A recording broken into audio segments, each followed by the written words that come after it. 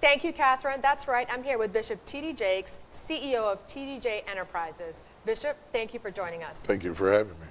Bishop, in the community, places of worship, whether synagogues, mosques, temples, churches, are places of economic and political influence.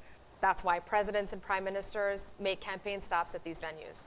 From your perspective, how has the role of community and faith-based organizations evolved as activators of economic empowerment? I think it has evolved tremendously, particularly for certain ethnic groups. It has been the catalyst of political reform and change for generations and generations. In a contemporary sense, it has also been affected by social media, which has created more than the physical occupancies of people attending in the pews, but a much wider audience through social media.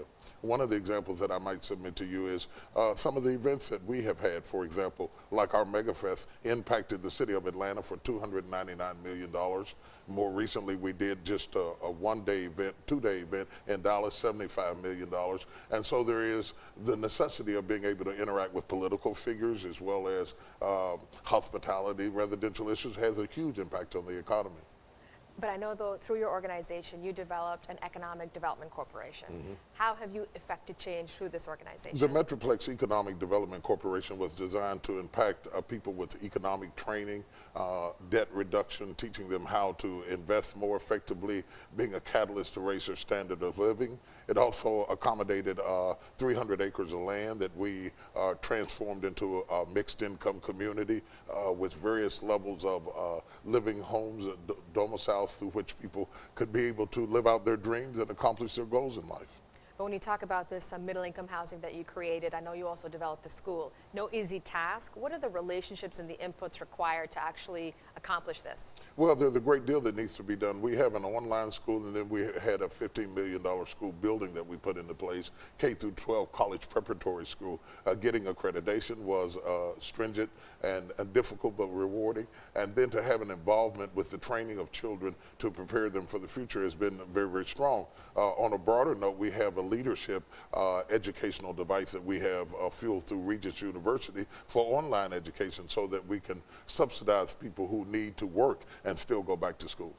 But when you talk about this value that you've created, how do you actually measure, monitor, and sustain this economic lift? I think you sustain it in a lot of ways. You're not finished when you have inspired and motivated the citizens to go after their dreams. You have to build relationships with the political entities to make sure that those opportunities are prevalent and are cut to the continuity of the needs of the constituency that you represent.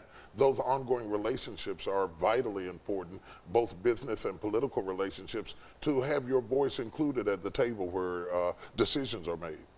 I know you've authored several books. Your most recent book, which is launching, Instincts, you have a chapter dedicated to investing. Is investing instinctive? I think to a degree it is.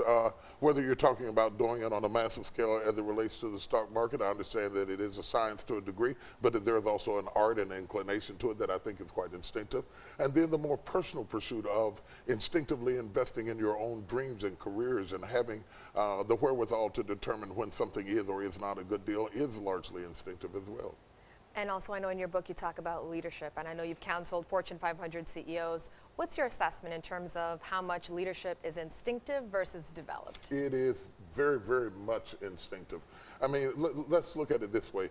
We certainly need intelligent people. We need a brain pool to draw from, but we also need instinctive people as well. If intelligence loads the gun, instinct pulls the trigger.